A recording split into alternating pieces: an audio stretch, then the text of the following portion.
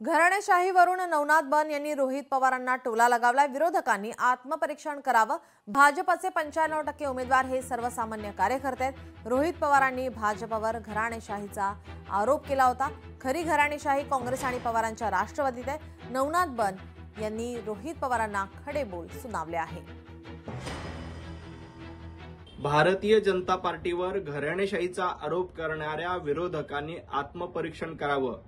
महाराष्ट्रामध्ये जवळपास 288 नगर परिषदा आणि नगरपालिकेच्या निवडणुका आहे। यापैकी फक्त 5% ठिकाणी कुटुंबामध्ये किंवा आमच्या कुटुंबातील कार्यकर्त्यांना संधी देण्यात आली।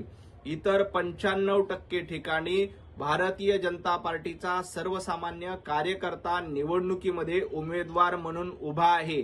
खऱ्या अर्थाने घराणेशाही कोणाची असेल तर ती काँग्रेसची आहे आणि सर्वसामान्य कार्यकर्त्यांचा पक्ष भारतीय जनता पार्टी आहे। फक्त 5% ठिकाणी आमच्या कुटुंबातील जे कार्यकर्ते आहेत त्यांना संधी देण्यात आली आहे। त्यामुळे विरोधकांनी विनाकारण आरोप करू नयेत।